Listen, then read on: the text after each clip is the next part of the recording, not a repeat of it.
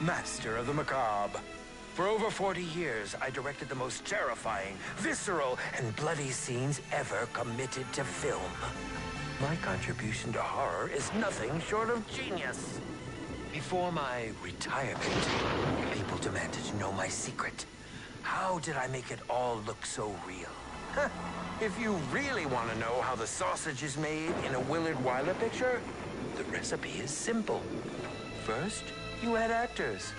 Then, you start grinding. Hello? Hey! Anybody here? This is the place, right? I feel like we're being set up for some punk-ass reality show. This is a Willard Wyler production. One time he held an audition on an abandoned steamship and then sunk it just for effect. Wait, you mean with the actors on it? Yeah, I was just getting in the character. Willard Wyler! You're late. Welcome. You've all been chosen to play a unique role in my return to the big screen. My killer comeback. But I won't. Is he kidding? I expect my actors to give it their all. Their blood, their bodies, everything to the performance. Thus, it is imperative we set the mood to ensure each of you fully commits to your character. What you're about to become a part of is a culmination of my life's work, the crowning achievement of my career. The first scene is set in the 1980s. I call it Zombies in Spaceland. Hang on to your seats. He is so not kidding.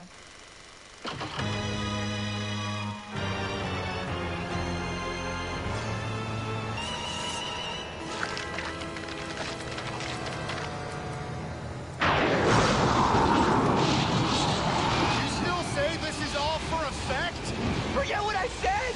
I think, get me the hell out of here!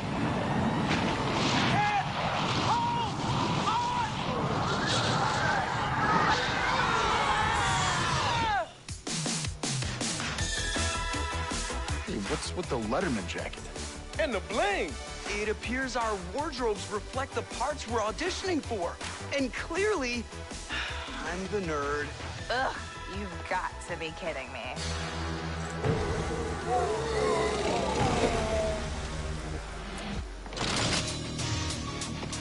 He shoots!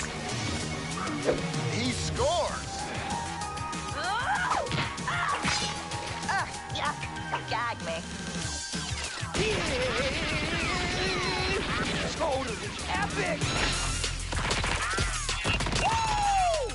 Now that's how we drop the mic. Yay!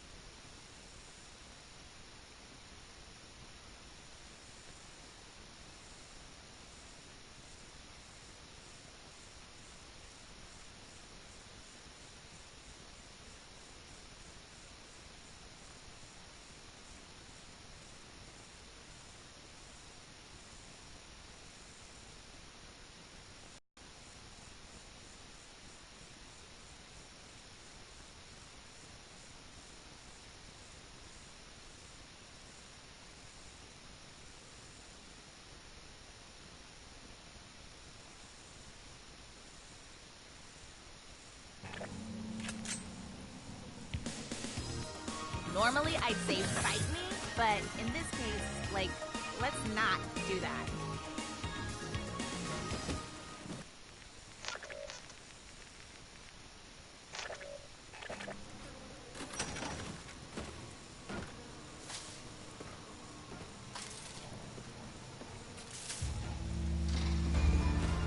Well, at least something works around this place.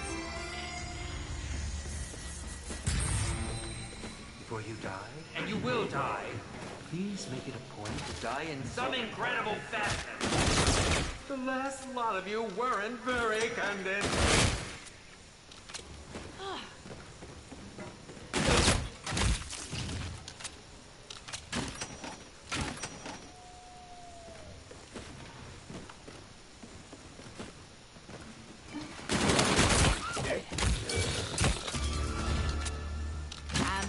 Does anybody, like, know if these boards will even work?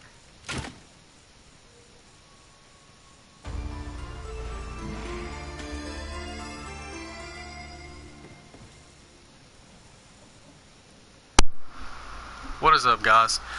We're coming at you with a live stream today. Infinite Warfare Zombies, as you guys know, that is normally what I live stream. It's pretty much the only thing that I'm able to live stream due to my internet quality.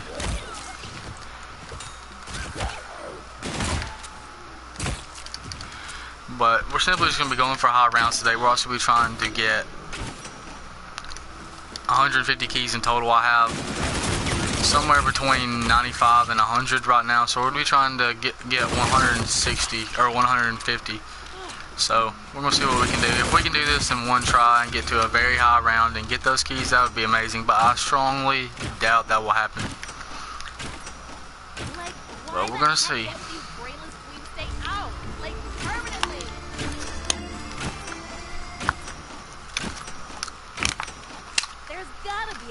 Around here somewhere. I totally can't wait to, like, see this side of the park. My deck is, like, totally stacked to the max. We're also going to be trying to do the 1 million point challenge. This isn't really a challenge that people do a lot, but I just want to try it out.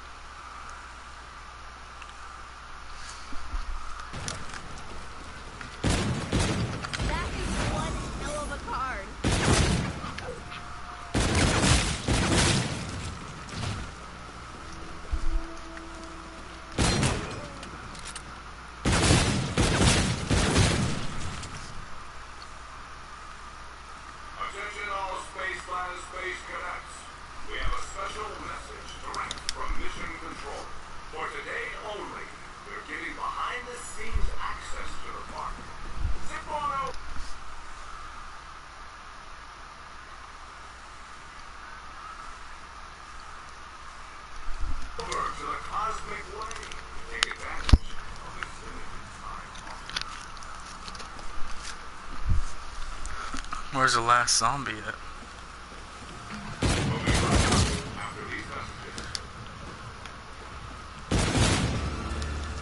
Oh, this ought to come in handy.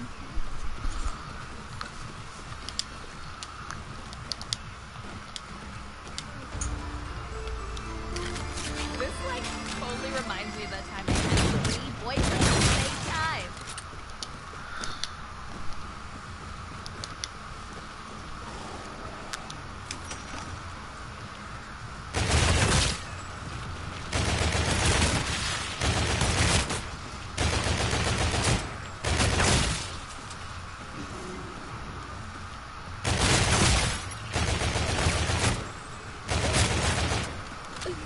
For this game, instead of rocking with the class setup I usually rock with, I'm going to be rocking with just ballistic guns, really, so that I can try to go for a high score.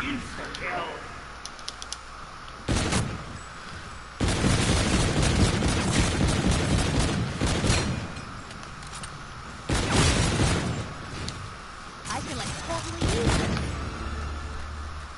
These cards are freaking rad.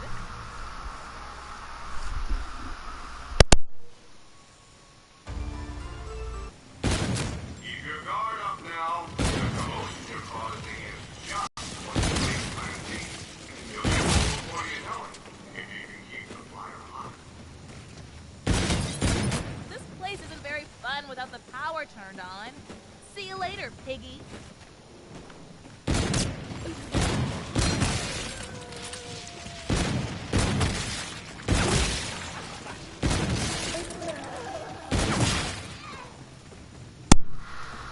Be sure to drop a like, hit that subscribe button if you guys are just brand new to the channel. And if you're not new to the channel, go ahead and hit that like button anyway.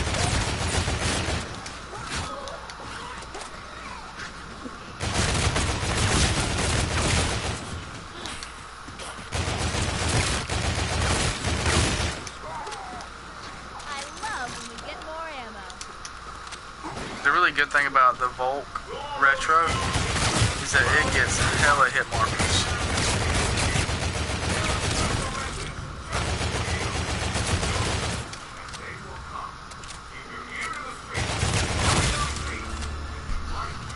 And more hit markers means more score, so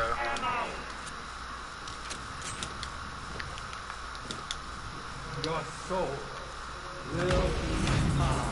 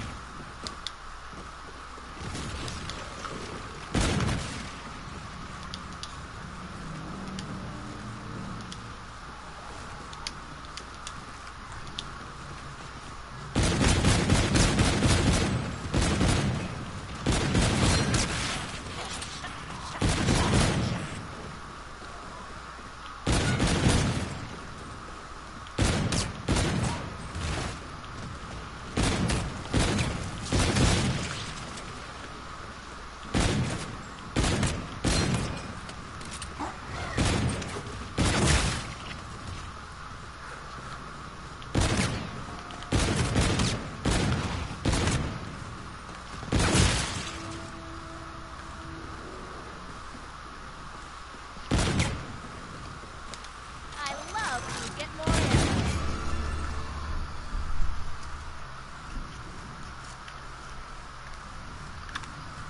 13,000 score out of 1 million.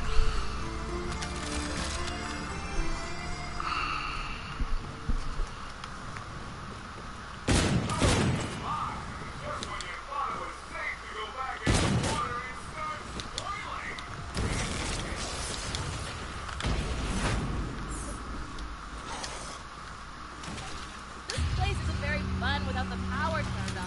Now this is a nut.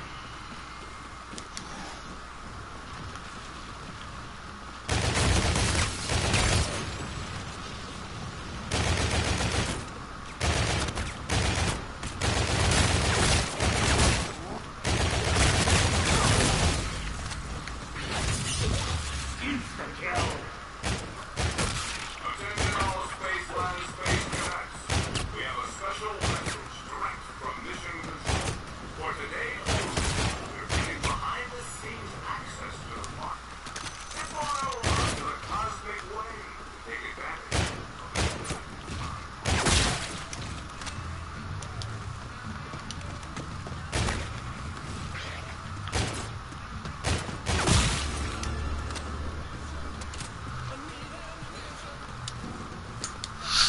You all are VIP guests killing it out there in Spaceland.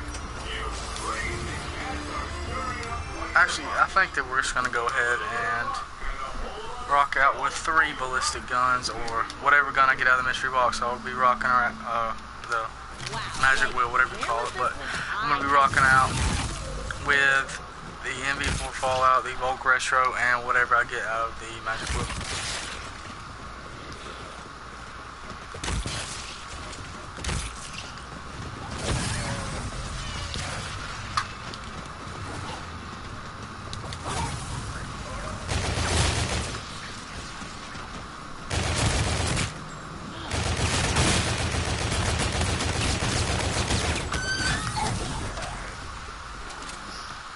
Ew, this place is totally floating.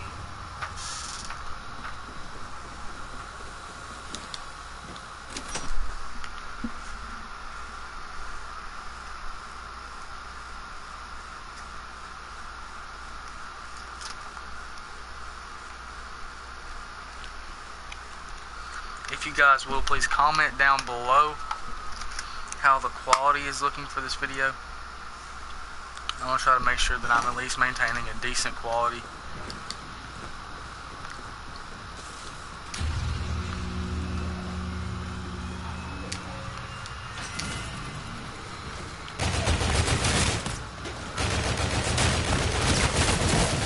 Oh shit, I need to get out of here. Let's shoot zombies in the face with this. Maybe I should like board the windows to slow them down?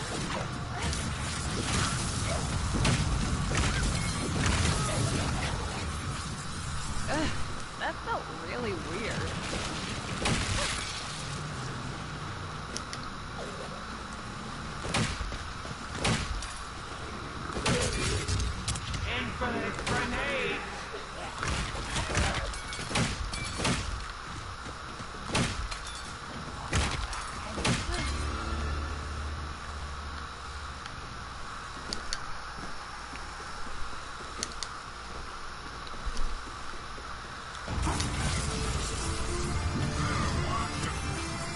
Got some unruly extras on the set ready to tear up your scene. Show 'em who the real stars of this movie are, and you might just earn yourself a little money.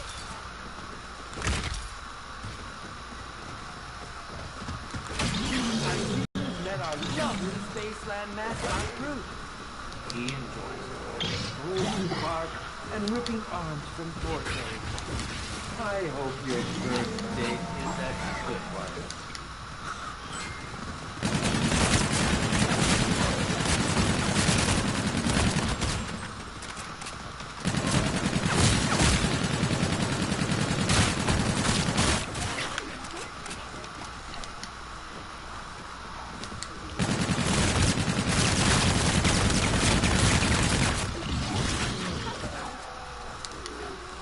I swear to God, if I fucking go down.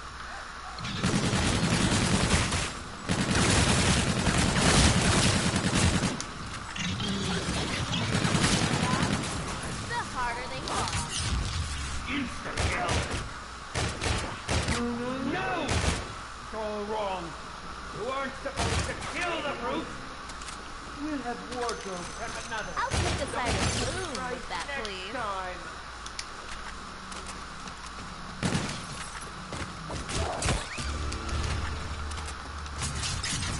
Back and out.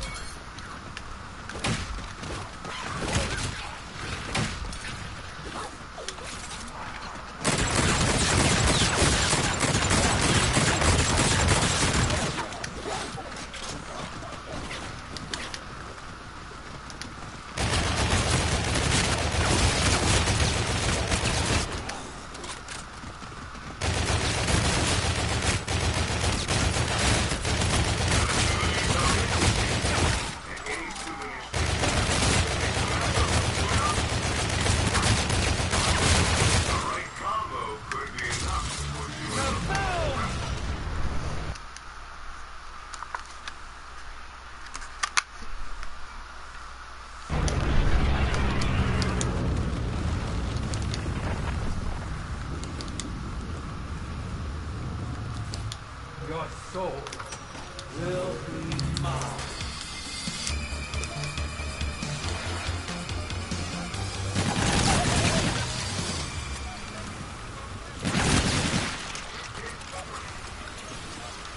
Two at once? That totally sounds like a food.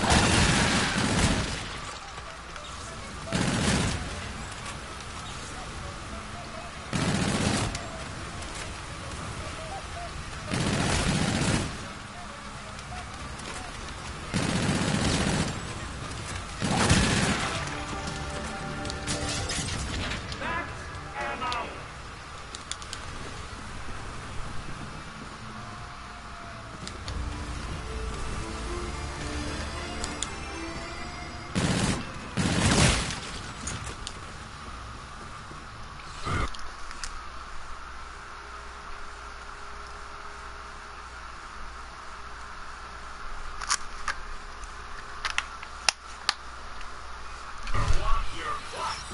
We got some unruly extras on the set ready to tear up your scene. You are, and you might just earn yourself a little ride.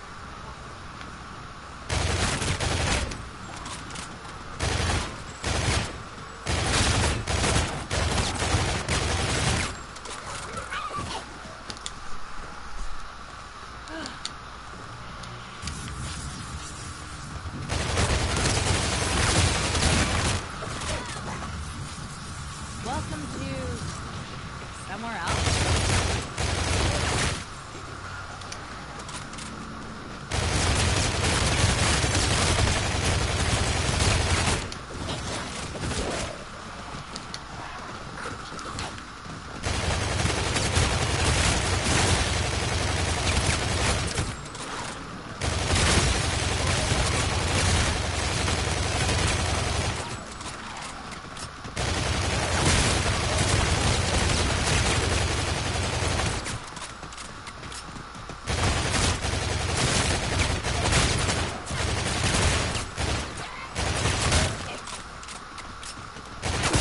Not gonna get very far without ammo.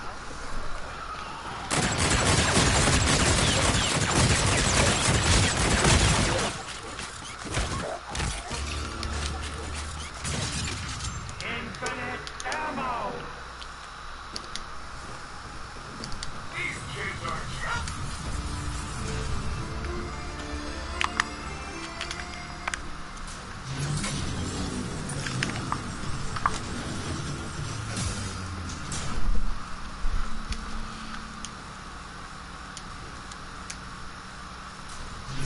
We've like got another one of those big boys on set. You and Bruce can hit it off better this time around. That last date was a real letdown. It's no.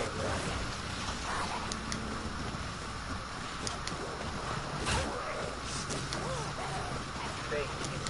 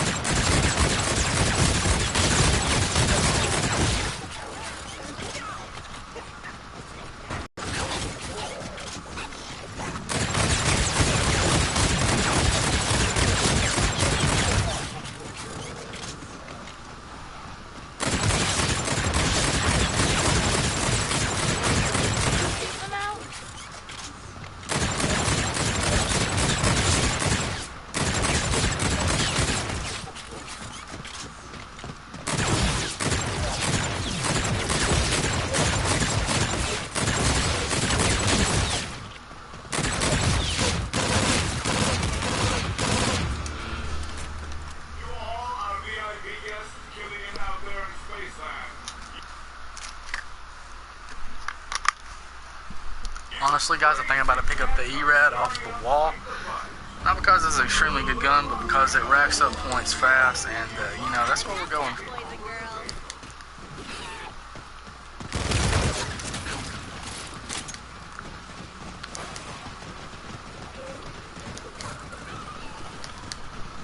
We're going for those high points, high rounds. So we're gonna start using this gun right here. Just because it gets a shit ton of hit markers. I don't even know if a full clip kills a zombie, honestly, but I know one thing. Money stacks up fast.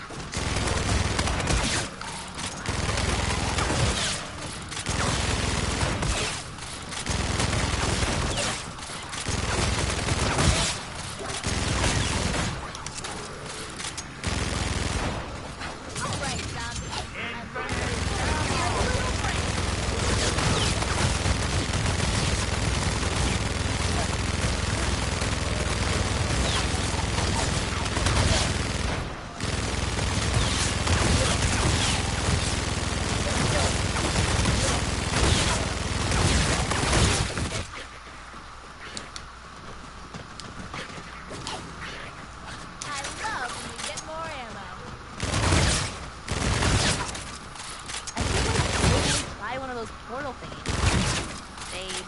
Whoa! Just like took his head off. Grody.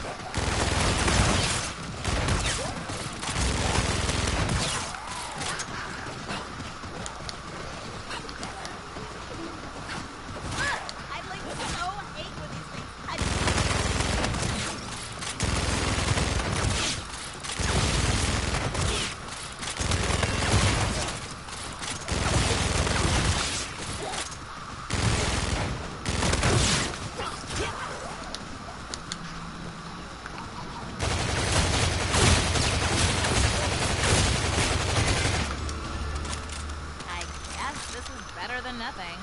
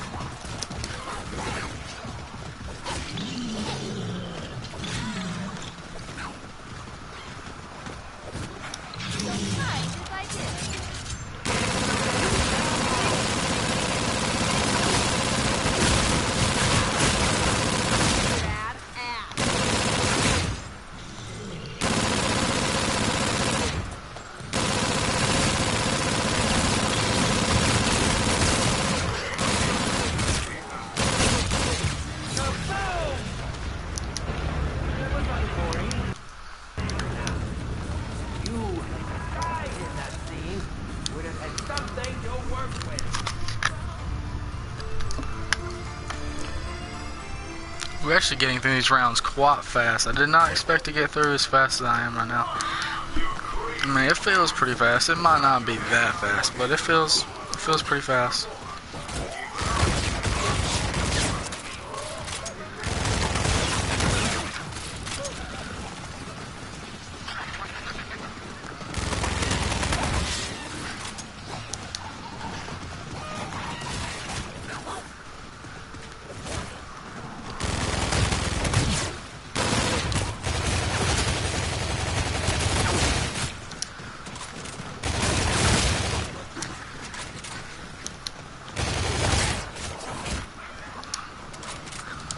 I don't know why, but the aim assist is so strong on this Volk.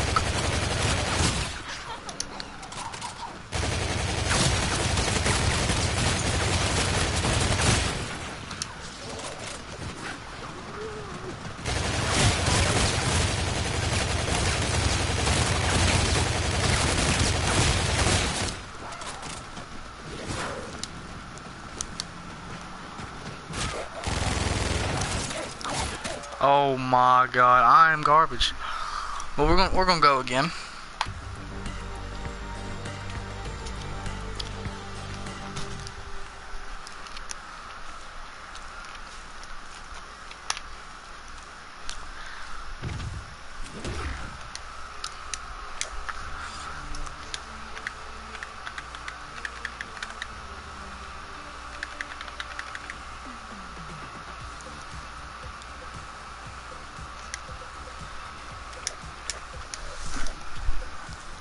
Actually, I think we're gonna wrap it up, honestly. Whoever's watching right now, go ahead and comment down below just so I can know who you are.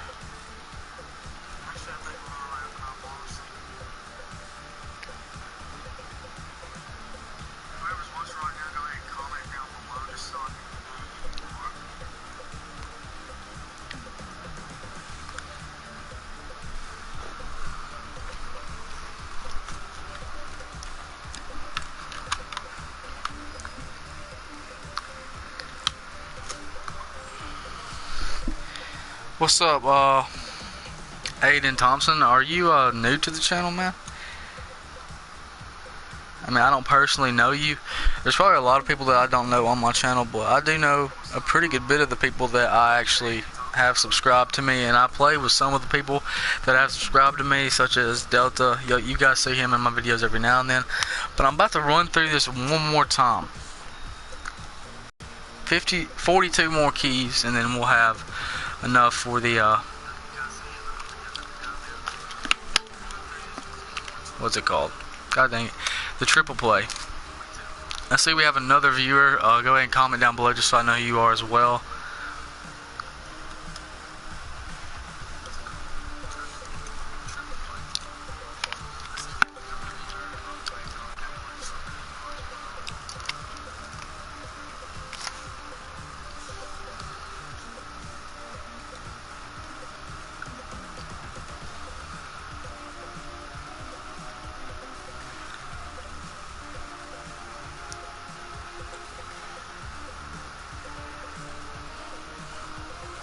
I used to get more views when I first started making videos, which is a bit different, you know, because usually your views start going up, but mine have dropped, and I don't understand that.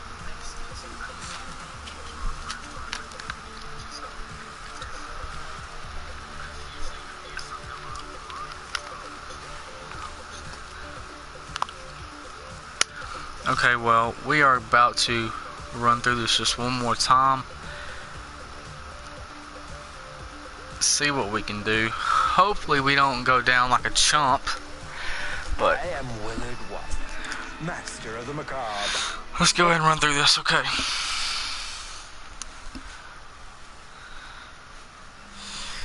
It's extremely hot in my bedroom right now.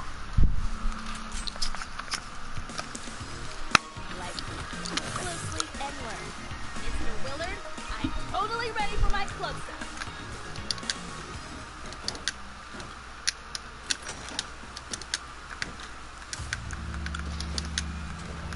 Well, at least something works around this place.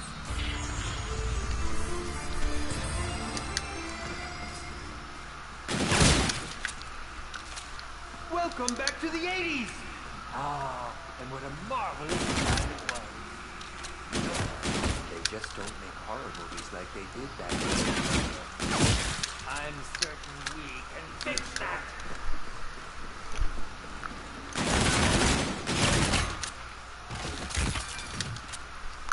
And also, I wanted to mention this is probably going to be my last Infinite Warfare live stream. I've told you guys before that I am going to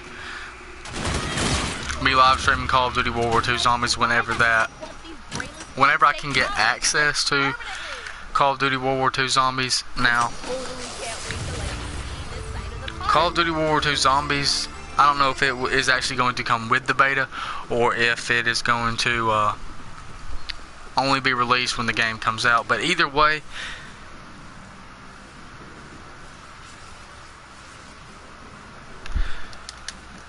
what up, Shivel? I don't know if I told you about this, Shivel, but I mean, we really don't talk that much. But anyway, I met my first fan. It was pretty cool. I met my first fan in Infinite Warfare a couple weeks ago. I think I might have mentioned it in a video, but it was just a really cool experience for me because, you know, I'm not that big of a YouTuber. I would not expect to run into any fans at all. But I ran into somebody, and don't think I'm just calling him a fan. He called himself a fan, and it was kind of like a humbling experience. But at the same time, it makes me realize that there are some people out there that I don't necessarily know that actually enjoy my content, and that makes me feel a little bit better. Kind of a confidence booster. But I met this guy in a lobby, and I was just playing, and then he messaged me and said, "Hey man, I'm a huge fan." And I felt like a straight dickhead when I told him. I said, "Hey man, stop being a dick if you're, unless you really are a fan." Cause like usually people will sometimes like say something. Every now and then people will say something about you being a YouTuber, think that you're doing this for attention or whatever. I'm doing this because I love playing video games and I want to be able to eventually get paid for that. But at the end of the day, if I don't get paid, I'll probably will still make videos and have a lot of fun doing it. But this guy, I met him. He messaged me and said that he was one of my fans, and I said, "Hey man, stop being a dick. Unless you really are a fan, then thanks for the support." Then he said, "I really am a fan." I said, "Well, thanks, for real, man. That means a lot, because that was my first fan I ever ran into, and it actually meant a lot. Maybe it doesn't sound like I'm too genuine in my voice, but it was actually a pretty cool experience just to run into somebody that enjoys my content. So that was pretty cool."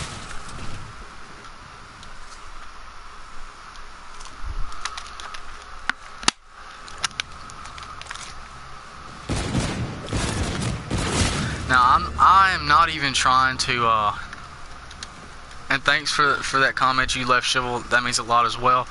But there's a thing that kind of bothers me, is that I feel like I'm a lot better of a content creator than some of those guys that have a lot of viewers and a lot of subscribers. My shit is real. I don't boost. I personally think that some people boost. I'm not gonna mention any names.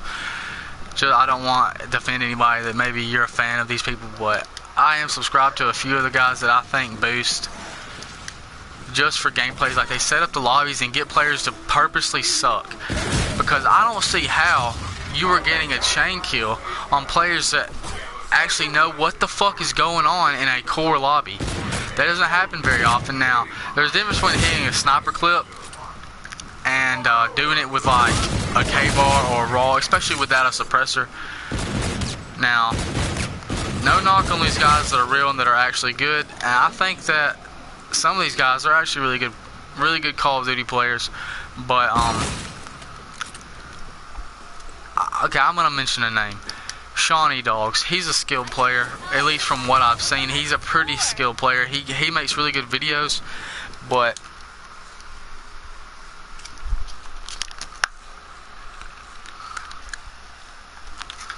yeah, there are some YouTubers that fake their gameplays, but that's more like a live comm fake. I don't know if you're talking about the same thing I am, but there are people that have faked their live comms. So go back and watch the video and then act like they're playing as they're watching it. And that's fucking stupid. Actually, either play the game or just do a voiceover the same way I do, because personally, I can't play that well when I try to do a live comm. I can't focus on talking to you guys and do well in the gameplay. That's just me, but I think that's partly because I have ADHD and I can't really focus on one thing. My mind's here, then my mind. I can focus on one thing, but like my mind is gonna jump from one thing to the other. So I'm gonna be locked in playing, and then I'm going to forget that I'm doing a live comm, and then I'm going to go back doing my live comm, and then I'm going to die and get pissed off and say fuck doing a live comm, because that's happened so many times to me, honestly. But anyway, guys, the moral of the story is I think some of these bigger YouTubers do fake their gameplays, and I think that I deserve a lot more exposure than I'm getting. I don't know if it's just YouTube, or maybe it's the way I'm making my videos, or the tags or thumbnails or anything like that. I don't know what I'm doing wrong, but I feel like I'm a lot better than what I've gotten credit for. Now, I am not the best player. I don't think that I'm gonna make. I mean, I think I'm a pretty damn good player, especially from. I'm better than pretty much all of my friends and people that I play with for the most part. There are some guys that are better than me, but I feel like I'm a very skilled player, especially for the time played that I have. I'm Max Prestige 15, and I only have 11 or 12 days played. And the typical YouTuber has 20 or 30 or 40 or 50 days played. Now, I don't have time to sit around and play all day. I gotta go out and make money, and I have a job, so I have to actually go make money. I don't have people paying for my internet. I don't have people paying my car payment. I don't have people paying my insurance payment. I don't have people putting gas in my car. I don't have people paying my gym membership. I'm out here trying to make something of myself, but at the same time, make something of myself on YouTube, and it's a bit of a struggle at times, and I do get frustrated. That's kind of, honestly, that's kind of why I haven't been making videos as much, because I feel like people aren't enjoying them as much as maybe they did in the beginning. But that's not going to stop me really from just playing the game and having a lot of fun with it. I do have fun playing Infinite Warfare, and I also have fun live streaming, because this is something that I can do and actually interact with you guys. Like, shit, well, he is blowing up. Blowing up my comments right now, man.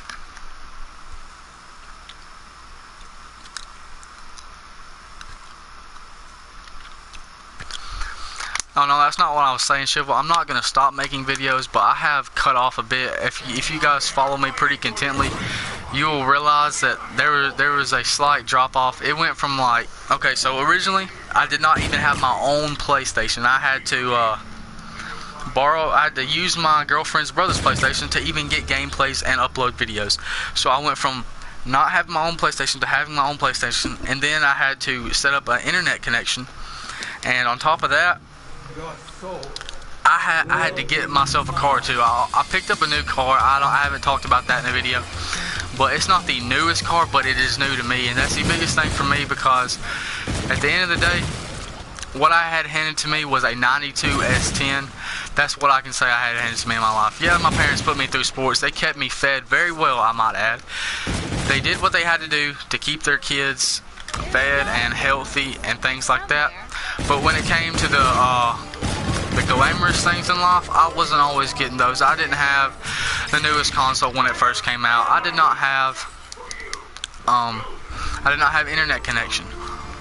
The longest my parents ever kept internet connection just for like us at the house, besides like on a cell phone, that doesn't really count to me, but I had internet connection for like 4 months one time. Wow, like, where was this when And I then had it got gym cut off because I actually had started working, like I was mowing 1 yard every 2 weeks, and I would get $50 every 2 weeks, and then 25 of that, $100 a month, 25 of that would go to the cell phone or the internet bill.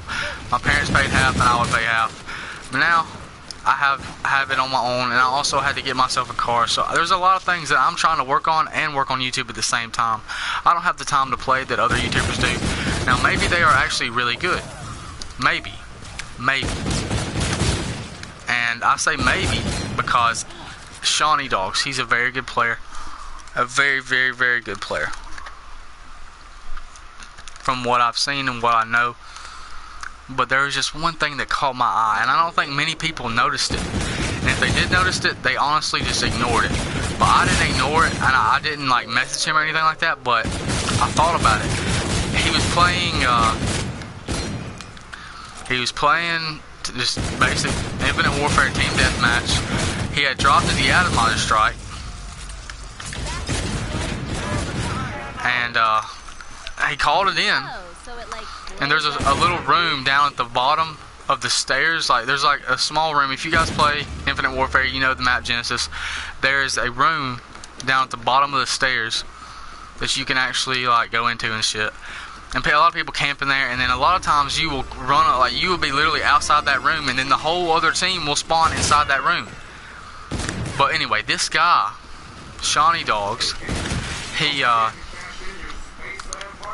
dropped the atomizer, he had it called in, and then he ran through that room.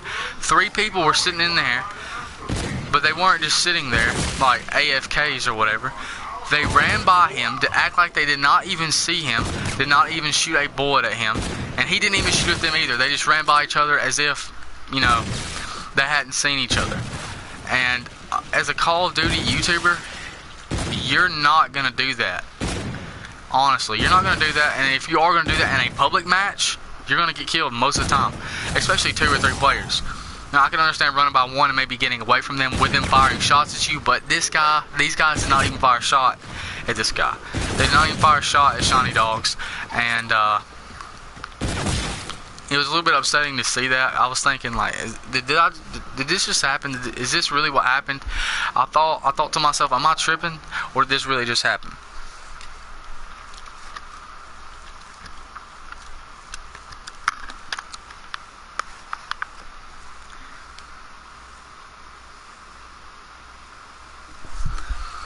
Oh yeah, I feel you definitely should. But that's another thing that I was thinking about is that Infinite Warfare is not the hardest game, and if you're starting a YouTube channel, it is pretty hard to start one on here.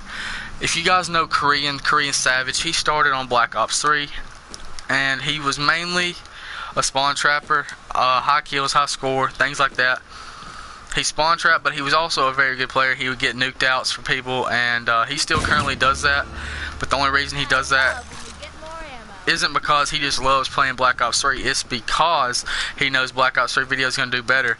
And for a video to do better for you, that's what you need. But Infinite Warfare doesn't do as well as the other Call of Duties have done. The player count is way down. The views for this Call of Duty are way down. If you will notice, a lot of phase guys, a lot of optic, actually I don't know about optic, but a lot of phase guys, instead of making Call of Duty content because they don't enjoy the new COD, supposedly don't enjoy the new COD, they do vlogs instead. Now, the reason why I say they supposedly don't enjoy the new COD is maybe I'm thinking they don't play it because it does not get views. That's just my personal outlook on the situation. And I feel like a lot of players don't play this game. A lot of YouTubers don't play this game simply because the views are not there on YouTube. And Korean Savage, I respect him. to the utmost, because even though he enjoys Infinite Warfare, he doesn't get as many views for playing Infinite Warfare. He still played it. He stuck it out, and his channel has grown from like 10,000 subscribers to 300,000. Now, obviously, he's a lot more skilled than I am, and I'll be the first one to tell you that. But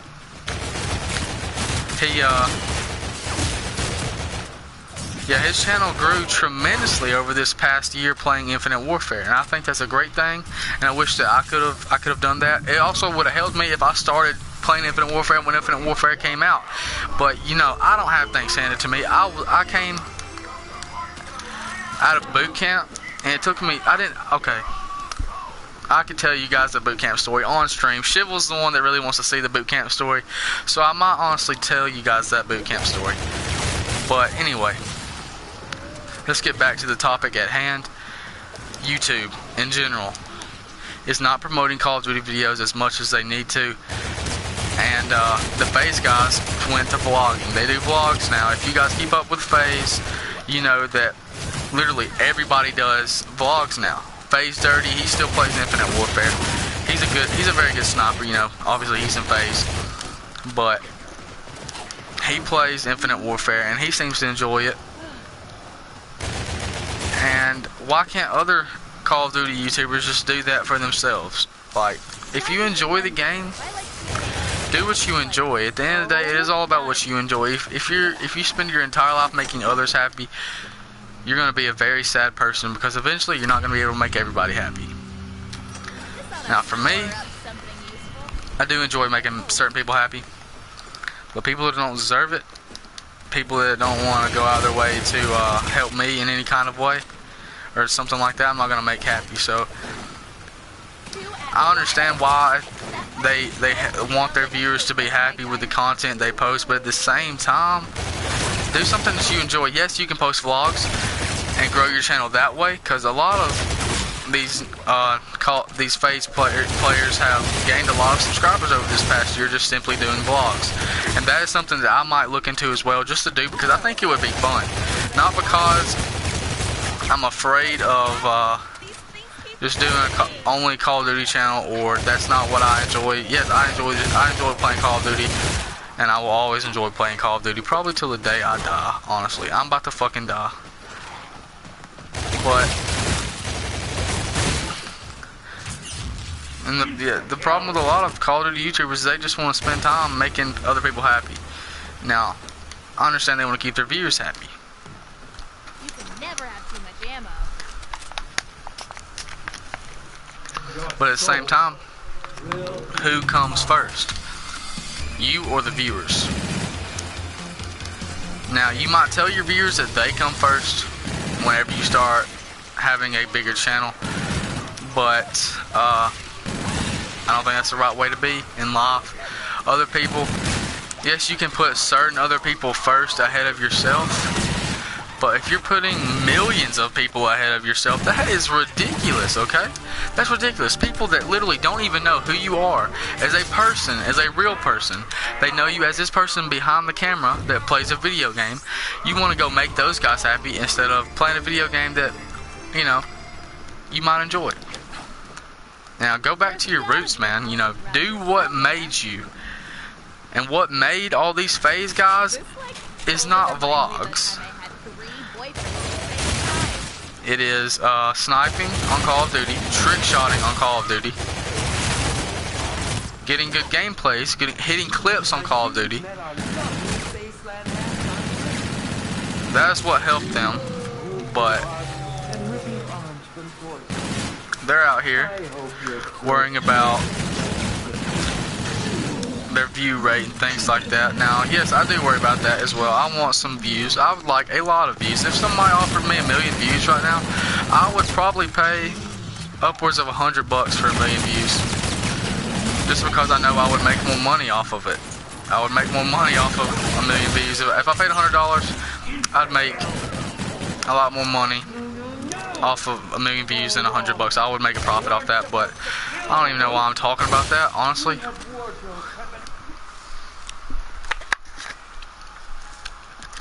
But let me finish up what I'm talking about right now. with Call of Duty YouTubers that just really, I don't feel like they're real. I don't feel like they're genuine.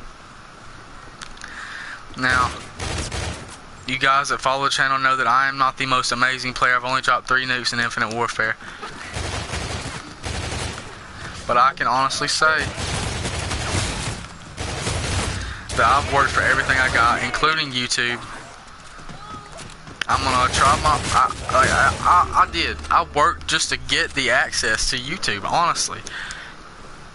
My first 2 paychecks for my first full-time job went to a PlayStation 4, and the next week I had to set up my internet connection, buy myself a cell phone, and get myself on a payment plan for a cell phone. Things that people take for granted, I don't have handed to me, and I will say that over and over again. And it looks as if views are going to be one of those things as well, and YouTube in general is just going to be one of those things that I don't have handed to me. And honestly, at the end of the day, I'm fine with that. I can, if I have to work and it does work out, I'm going to be very happy. Now, yes, I will be disappointed if it doesn't work out the way I necessarily want it to. But at the end of the day, things happen for a reason. I may not be a Call of Duty YouTuber at the end. Yes, I will probably still make videos even when I'm older and got children. I have children and a family, things like that. It might not bring me money, but it's still something that I can do for fun. I don't know. I don't even know what to talk about right now, but okay, so we're going to go into the story about my vehicle that I recently got.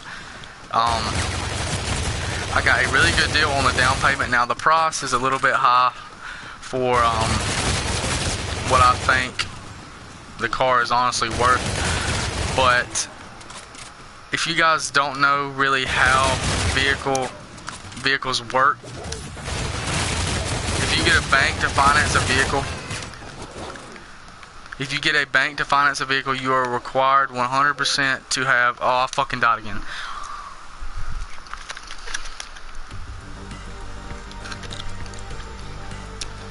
You're required to have full coverage on your vehicle. Everybody's like, oh, full coverage is a big deal. Okay, there's 2 different types of insurance: full coverage, liability. I need liability to afford a vehicle, to be able to afford a payment for a vehicle, because I've had 2 wrecks within the past 3 years. And I'm already a high-risk driver because I'm a teenager, and then I have 2 wrecks on my record, so that does not look good on me, and my insurance rate is even higher than it should be. But the only thing I can tell you guys that I've honestly had handed to me in my life is a 92 S10. And at the end of the day, I'm gonna be something. I may not be the richest person, better than my parents have done for me. My kids will have things that they might take for granted, but I want my kids to have what I didn't have, so that's what I'm working toward. Master of the macabre. I'm gonna try to make money on YouTube, but okay, let's talk about the car. I keep getting off topic, but I paid $600 for a down payment on a car just to get into the vehicle. Then I have to finish those payments up, pay $100 for 4 weeks, and that lasts for 4 weeks, $100 a week for 4 weeks, and then that will finish the down payment. The recipe is simple. First, you add actors. Then you start grinding. It's a 2008 Chevy Impala. Hey, anybody here? This is the place. If you guys don't know, that's just like being set up for some punk-ass reality show. a simple car, you know.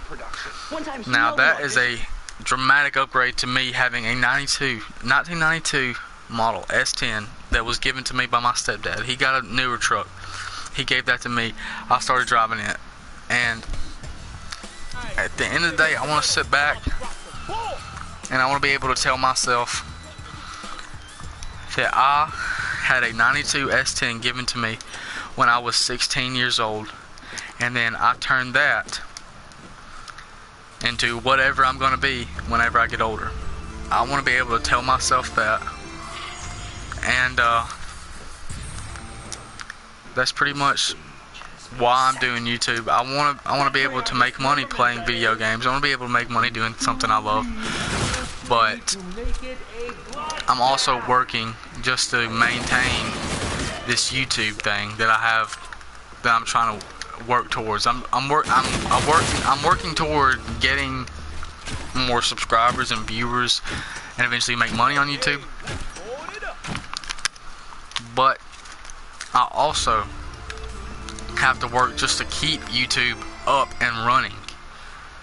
Not like the actual YouTube corporation, just the internet connection and my car payment and my insurance payment. I have to raise that up. I have to keep that up myself. Yes, my parents would help me if they were capable of it. Yes, they would help me a lot more than I would probably need, but they're physically, financially not capable of doing that, and that's okay, because I just want to be able to tell myself at the end of the day, I had a 92 S10 given to me when I was 16, and then I made something out of it.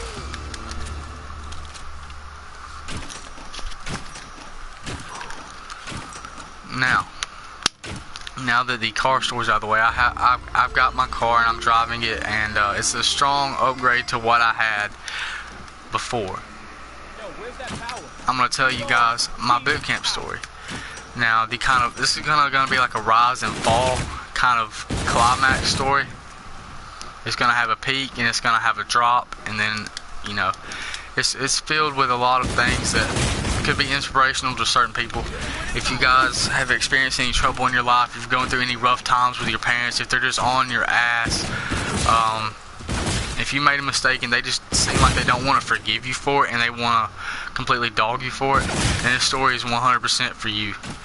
But anyway, guys, so what happened was, when I was 16 years old, I had a 1996 Nissan Maxima.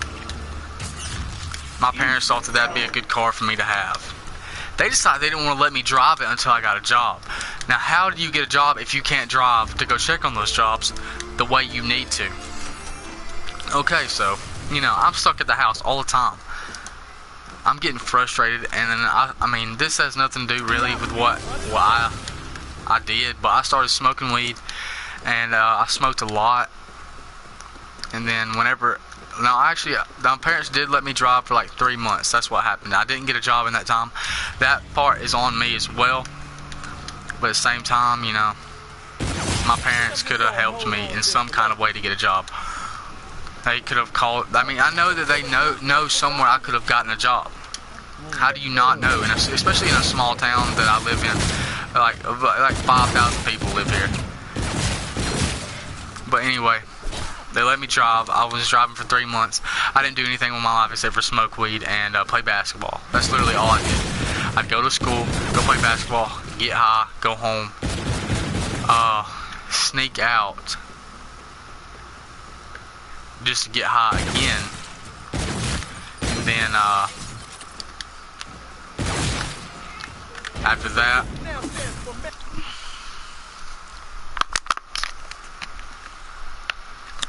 after I would sneak out and get high, I'd come back home, probably 12, 1 o'clock in the morning. And all this was on foot. I was walking literally everywhere I went. Every single bit of this was me just walking around. And sometimes I could get a ride from certain people. I would get picked up, and then we'd go get high. Go hang out with some friends, you know, just chill. I started skipping school in the mornings. And then the summer rolls around. And it's about that time for summer. Like for summer to start. And summer starts. And literally right before summer started, my parents found weed rolling papers. Like, if you guys know what rolling papers are, there were rolling papers in my car, and my parents just automatically assumed that I was a pothead. And yeah, I was, but they ain't supposed to know that. So I lied to them about it continuously, over and over. They continued to question me about it. I continued lying. I seen that was a fit way to go to try to get out of it, and they, for the most part, they believed it. But then as time got, like, that same weekend they caught me, what they normally did was, they would take my key away. So what I did was I went and got a spare key made. Now, honestly, that's like a savage move for me personally. I thought that was pretty savage. But I went and got a key made. And I started driving my car. My parents would go out of town. Every 2 weeks they go out of town to see my brother. That's another story for another time. But they go out of town to see him. And he lives about 4 or 5 hours away. They go out of town, leave Saturday morning, don't come back till Sunday afternoon.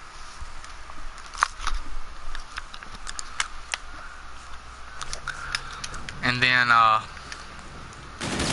would drive my car while they were out of town. That's what I would do. Because they didn't want to let me drive it when they were in town, so I went and I had fun while I could. Now, in the large picture of things, maybe that's not the smartest move on my part, but that's what I seen fit to do because I didn't have freedom, so I was taking my freedom. And so they find the rolling papers. That weekend I drive. They come back, and somehow they figure out that I moved the car that I had been driving. So, long story short, I get caught. I get grounded for 2 weeks. Now, this part right here is the part that pisses me off so bad. About a week into my grounding, okay, let me just keep this let you guys keep this in mind as well. I had to go to football practice, and then after football practice, we had to be there like 7 o'clock. And then after football practice, me and my buddies, we go smoke weed. I'd go home. I'd go to sleep. Now that was an everyday thing for me, and it was honestly pretty lit, but it sucked because I couldn't drive and go do what I needed to do or what I wanted to do, and it was stupid. Now my parents thought they were teaching me something. Now all they taught me was, don't fuck your kids over. That's what they taught me, honestly, because I am still salty as fuck about this whole story. But I get grounded about a week in. I texted my mom. I tried to call her. She didn't answer. So I texted her. This is during the day while both my parents are at work. I texted mom and told her I was going swimming with one of my buddies. So I went swimming. I got back, and they come and tell me I'm grounded 2 more weeks. So I just continue sneaking out, and eventually I get caught sneaking out. So then I'm in trouble for that. But I did not get an extension on my grounding for that event that occurred. But this just keeps adding on. So during this time, I was so salty at my parents, and after I got ungrounded, I went and stayed for 2 weeks at one of my friend's house, and I stayed there literally for 2 weeks straight. I did not go home for 2 weeks straight, and I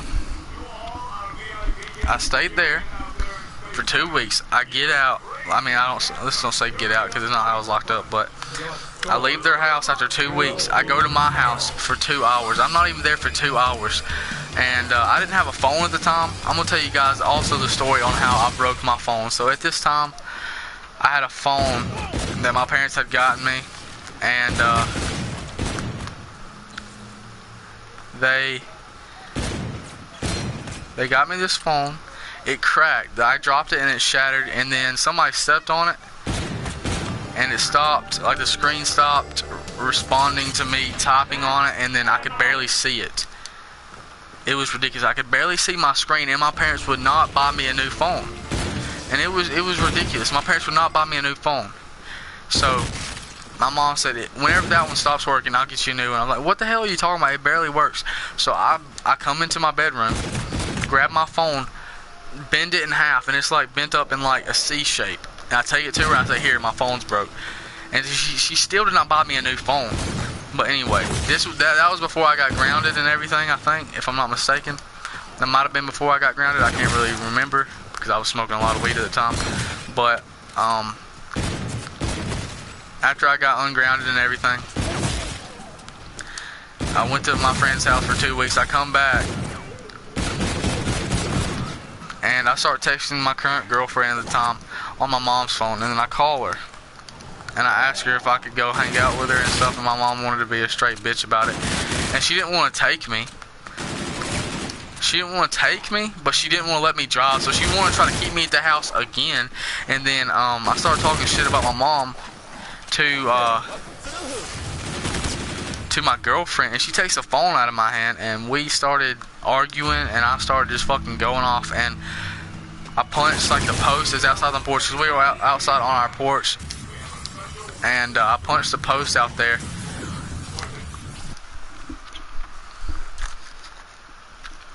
I honestly hurt the fuck out of my hand. I'm pretty sure I broke my knuckle. And then after that, I headbutted the door. I was so mad that I headbutted the door open, and I had a big knot on my head, but I didn't really care. I headbutted the door as hard as I could, and it flew open. And then I went inside, broke some stuff, broke some chairs, punched some more holes in walls. And my parents, this whole time, my parents are thinking that they're so hard. Like, they think this is so cool that they're doing this, the way they're acting. I think they're proving such a point. The only thing they're proving to me is not to treat my kids like total shit. That's what they're showing me, is how not to treat my kids. But anyway, after all this popped off,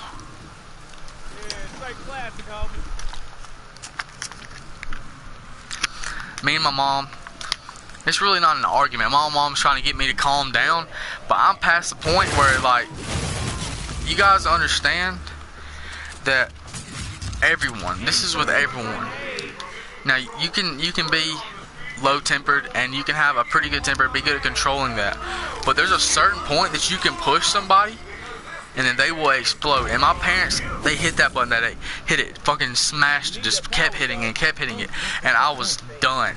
I was so done, and honestly, to this day, if I think about it while they're around, I'm gonna get pissed off. So I try not to think about it, just because, you know, you gotta keep certain people in your life until you don't need them anymore. I know that sounds bad, say that they would help me if they could, but they can help me more than they actually do. And anyway, me and my mom, we get into this argument or whatever you want to call it. I'm just cussing and raising hell, and my mom said, if you don't calm down, I'm calling the cops. I said, call the fucking cops and get me the fuck out of here. I'm done with you and this whole fucking family. I'm done. And she called the cops, and they showed up. Like, if you don't calm down, you got to send back. I said, I don't give a fuck. Get me out of here, blah, blah, blah. I was just going off. I was beyond the point where nothing in the world could get me to calm down. I don't think anything in that moment could have gotten me to calm down. Honestly. The moral of the story is, guys, well, I'm not really done with the story, but after this, the cops eventually put me in the back of the cop car, and they asked my mom where I could go,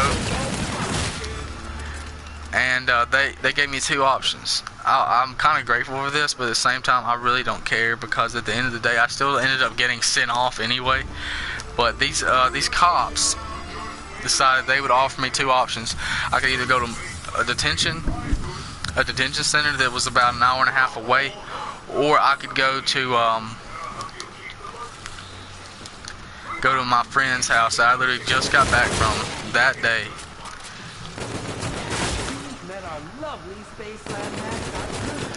And I ended up going back to my friend's house, because that was 100% the best option for me in that moment.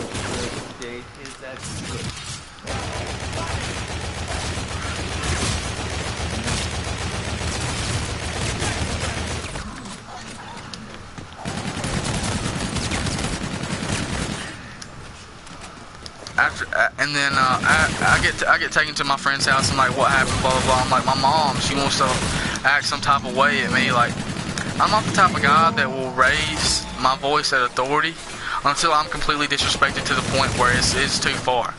Now, I can understand tough love, but the complete disrespect I was experiencing for literally 2 and 3 months straight, these people did not care how I felt. They and I was trying everything I could to like, I was constantly holding my temper back, but they just kept pushing me, and they knew it, and they thought it was like, till this day, they think that they did something by that. You want to know what really opened my eyes? Anyway, okay, so let me get back on the track. After all this happened, I went back to my friend's house, like, what happened? I told him exactly what happened, And my mom tried to lie on me again. And she used to lie on me all the time and say that I was doing things I really wasn't doing.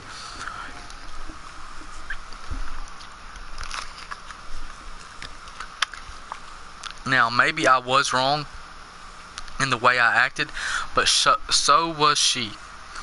I don't care what anybody says, she was wrong just as much as I was, if not more. Because you can only push somebody so far till they fucking blow. That's my honest opinion on that. And after all this stuff happened, I eventually came back to my house, and then there was just a lot of me staying at my friend's house a lot because I couldn't deal with my parents. So they would not even pay for my cell phone bill or nothing like that. They would not do anything to even help me. You know, how am I supposed to get a job when I can't put a number down to call? Like, yeah, I can put Mom's number down, but it looks so much better if I have my own cell phone, my own number to be able to be reached at. These guys would not even try to help me at all. And then after all this stuff happened, I went to my friend Jordan's house for I literally went to his house all the time. Now, when I say all the time, I don't mean like spending the night on the weekends. It was pretty much like all week I'd be there. If I didn't spend the night, I was going to stay there as long as I could until they told me I had to go home. Now, maybe that was a little bit pushy for me to try to stay somewhere I may not be welcome at, but I did not want to be home. I didn't care where I was welcome because I did not feel welcome at my own house. And after all this eventually happened, in about February, I ended up getting my first job. I get my first job, and the money goes to my head. Now, no, I'm not making a lot of money, but when you go from making 0 to about 150 to 175 a week, that's money for you. You know, you feel like you're sitting on a lot of money, and you have plenty of money to do whatever you want with, whether it be drugs, alcohol. You go as far as saying hookers, but I did not buy a hooker. I'll tell you that right now, I did not buy a hooker. But I was smoking weed, drinking. I never went home. I was hardly ever at home. I would stay at home on the weekdays sometimes if my parents were lucky. And I would go out a lot, you know, hang out with friends, smoke weed, doing whatever I wanted because I wasn't able to do that before. And then they let me have that S10, and I started driving.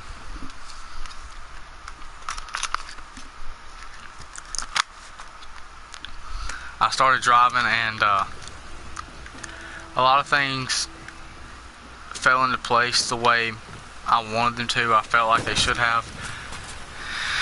So I'm smoking weed, as you guys know, and I decided it's an amazing idea for me to start selling weed. So I say, hey, I'm gonna start selling weed. And I started selling weed, and I sold a pretty good bit. I wasn't making the money I wanted to, so I eventually stopped. But then I was still smoking weed, drinking on the weekends, you know. Going to school high, doing a lot of things I should not have been doing. And then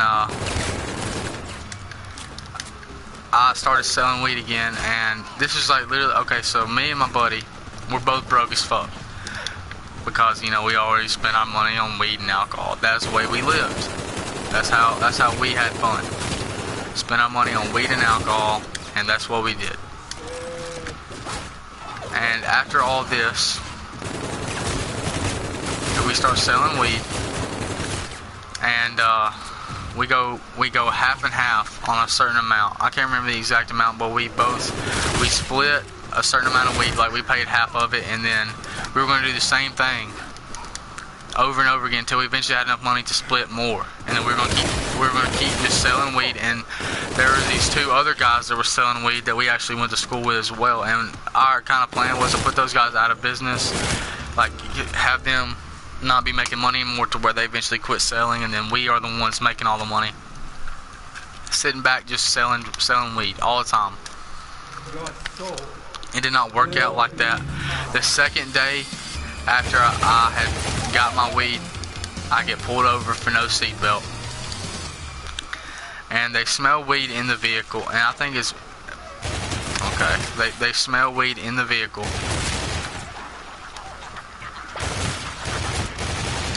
And and they searched me. Now, I did not get directly caught selling the weed.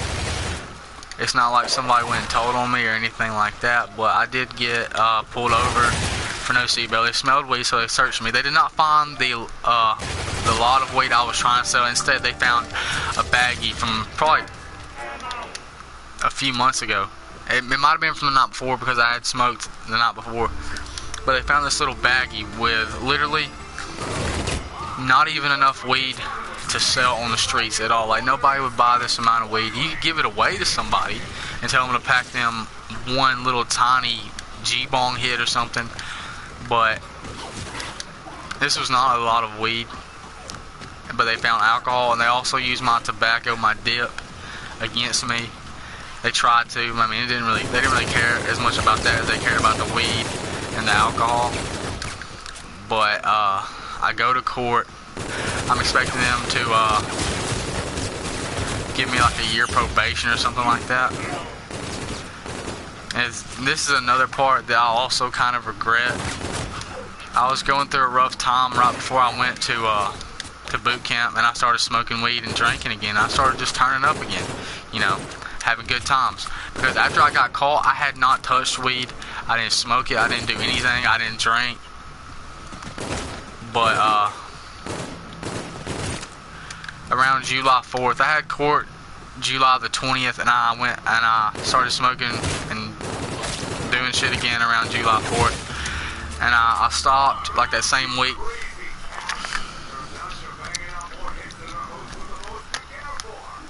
And I hoped that they would not drug test me in court, but they ended up asking me if I could pass the drug test, and my direct answer was I don't know, because if you say yes and then you don't pass it, your sentence is going to be longer. If you say no, then it's just putting that in the hands of somebody to just decide whatever they want to do with you. But what happened was, they asked me, I said no, I don't think I can. I said I really don't know, to be honest. I ended up not taking a drug test because they didn't think I could pass it. So I didn't take a drug test.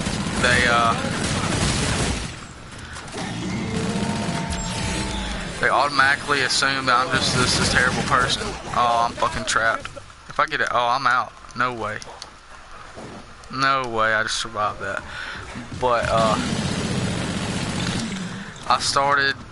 I was in court. They asked me if I could pass the drug test. I don't know. So they just decide, hey, we're gonna send this guy to boot camp.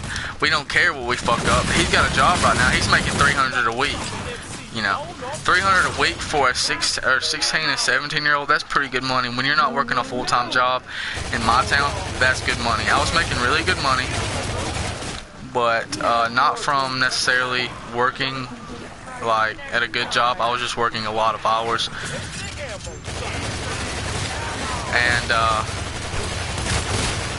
working all those hours, I was making like $330, $350 a week, something like that. And they decided to send me to boot camp. So I go to boot camp for like a month, 27 days to be exact. It's like a 28-day program. They have intake days on Mondays and Tuesdays. The intake days pretty much are just days, you know, that they bring people in. And if you come in on a Tuesday, you have to be there 27 days. If you come in on a Monday, it's Wednesdays and Thursdays they take people in, not Mondays and Tuesdays. But I go in there on a Thursday because my court was on a Wednesday. And my probation officer originally had told me that I wasn't going to have to go for like a week or two. So I'm like, oh, that's chill. But then he calls me after I get out of court. He's like, hey man, you got to go tomorrow. I'm like, god damn it. So I had to go to boot camp literally the next day out of court. And it was fucked, honestly. The system fucked me. Yeah, I made some mistakes, but at the same time, man, that's my first time sitting in front of a judge, and you gonna send me to boot camp. That's fucked. That's fucked. So, go to boot camp. I get out. A lot of things happened that I don't really want to discuss while I was in boot camp, but some things happened. I'm going through a time of just complete sadness and like depression, and a lot of things were happening that I didn't really want to happen. I didn't like.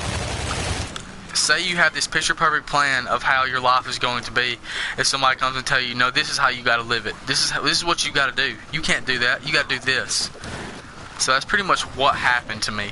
I could not do anything about what was going on, but I was depressed, and I did not start smoking weed or anything like that again. I come out of boot camp and I was still on probation, and there's this guy, the same guy that I ended up selling weed with. There was an incident between him and somebody else I'm not going to discuss, but yeah, I'll never discuss this part of the story. But there's an incident that angered me very greatly. Now, if you're a male, you can kind of get the hint of what I'm talking about. This incident had me to the point of where I would kill him and not care. Honestly, I'm gonna say that. Forget I fucking said that. But anyway, guys, what happened was, a lot of things happened. This guy apparently was a snitch, and I had this hint that he snitched on me because, you know, we were buddies. We were weed selling buddies. This is what we were going to do. This guy got into a lot of shit. Like, he was at an incident where somebody got kidnapped, somebody died, and he didn't get charged for it. So everybody's, he's a snitch, and I was on board with him. He's a snitch. That's what I was thinking. Now, whether or not he was a snitch, I don't know. But I used to go to church, and I went to church on a Wednesday night, and his sister works at his girlfriend works at Jackson. His sister goes to church where I used to go to church. So me, his sister, and my cousin, we go to Jack's, and his girlfriend's there, and she's like, why don't you hang out with so and so anymore? I said, because he's a snitch. He needs his fucking head kicked in. Now, that's my honest reaction to what she asked me. Not making that up one bit. That's what I told her. I told her that's how I felt about him. Now, I didn't care how he felt about it, honestly, because it's not going to change my opinion just based off what he says. But this guy, you know, that's how I felt based on what I've heard. But after this, about a week later, no, like 2 days later, it was a Friday. This happened on a Wednesday night church service. After the church service, went to Jack's. On Friday, he messages me saying all this stuff about how I ain't got the balls to say anything to his face, and I'm like, man, just come to school. This guy would never come to school. He hardly ever came to school, and when he came to school, I didn't talk to him because of things that happened. So this guy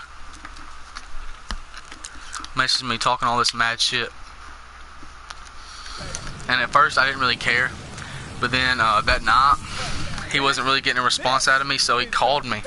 He said he was starting to kill me and shit like that. And I said, now I had intercourse with this guy's mother. I want you guys to know, I had fucked his mom. I had fucked his mom, and he said something like, he kept talking shit, so I said, look, man, if you continue to talk shit, I'm gonna have to fuck your mom again. That really made him mad, so his threats continued. Then I said, you know what, man, let's meet up somewhere. So we met up. We met up at the spot. Me and a bunch of my boys rolled up, because that night I was gonna go get drunk and things like that. I was actually gonna go and have a little bit of fun, you know. I was hanging out with one of my buddies. His girlfriend was hanging out with my girlfriend, and it was just gonna be a good night.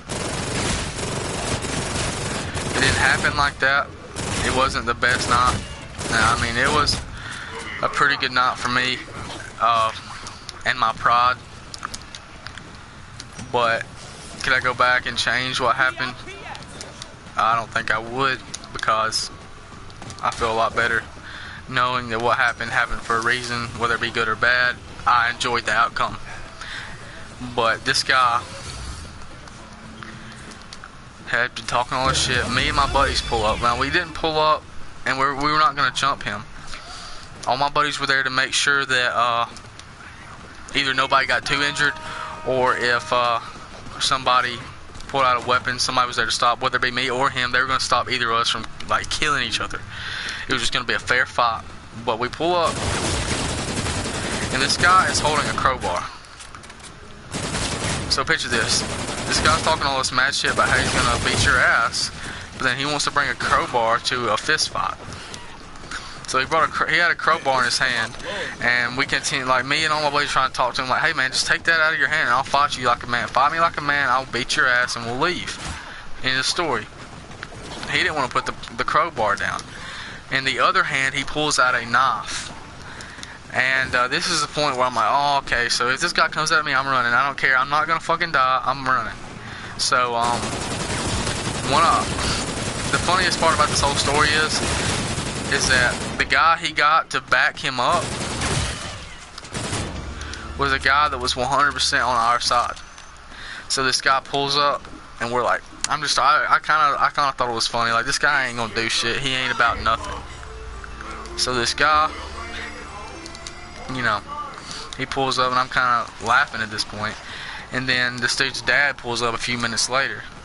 He throws the crowbar and the knife down, comes at me, hits me. We kind of like wrapped each other up, and he tried to throw me on the ground. I ended up scuffing my knee and elbow. That's the only thing that happened to me in that fight. I scuffed my knee and scuffed my elbow, and my eye was kind of swollen. That's what happened to me in that fight. And he pulled me on the ground. I push him off.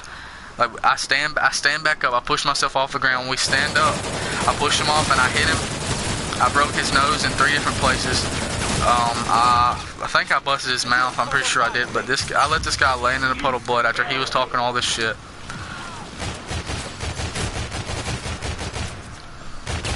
He got, honestly, I feel like he got what he deserved with the way he was talking, the way he was talking to me, the way he was presenting himself. Long story short, I beat this guy's ass, and I ended up going to boot camp again. This time for 6 weeks instead of the simple 28 days. And I fucking die with insta-kill. I'm trash. But I died, as you guys can see. And this guy, he presses assault charges on me. I go to boot camp. I come out and I don't have probation anymore when I come out. So it was kind of like a win-win situation for me. It was like a win-lose-win because I won the fight. I lost by going to boot camp, and then I won by getting relieved of probation. Now, I can honestly tell you guys, boot camp is not fun, but with all the people around me telling me if you don't straighten up, you're gonna end up in prison and jail and things like that. Now that kind of soaked in while I was in boot camp after I heard that so many times. But at the same time, that's not what stopped me from smoking weed. That's not what made me quit smoking weed and drinking. What made me quit all this stuff is the fact that I want better for myself than what my father was to me. My father was not there. My mom kicked him out when I was a very young, like not even 2 years old, I don't think. My mom kicked him out because he was on drugs, and he was a fucking crackhead. They kicked him out. My mom kicked him out, and that was the best thing for me, because if he was around, he's not a good influence on me, I don't feel like. But anyway, guys, that's my boot camp story. I went to boot camp twice within a 5-month period. I've done some things that I may not be necessarily proud of, but everything happens for a reason. That stuff happened for a reason. It shaped me to who I am today, and I'm ready to put my nose down and grind for what I need to get in my life, whether it be money, that's really what I need at this point, is money. I need to get my own apartment and things like that. Now,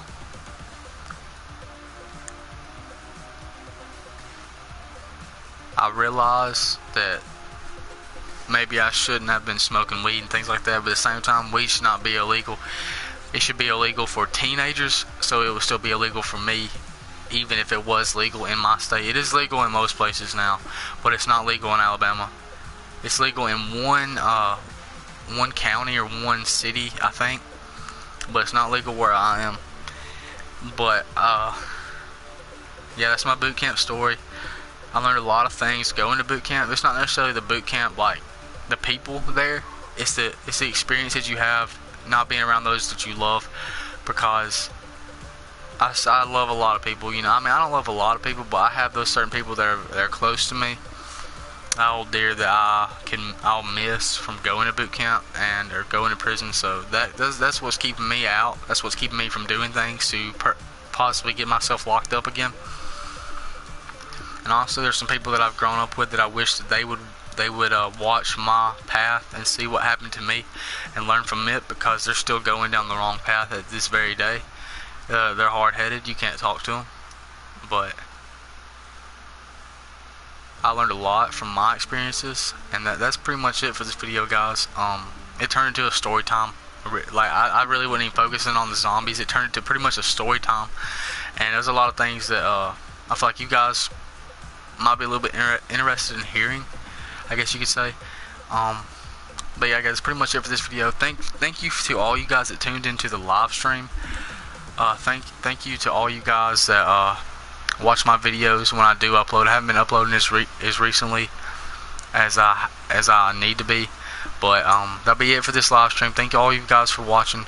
Peace out, guys. I will catch you in the next video.